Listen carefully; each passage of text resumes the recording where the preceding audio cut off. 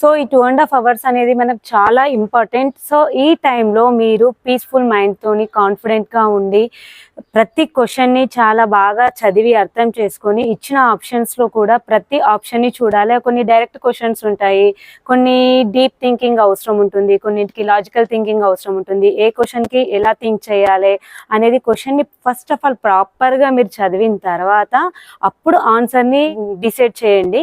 వెంటనే ఒక ఆప్షన్ని చూసి ఇదే ఆన్సర్ అనుకోవడం వల్ల కూడా చాలాసార్లు మిస్టేక్స్ అయ్యే అవకాశం ఉంది.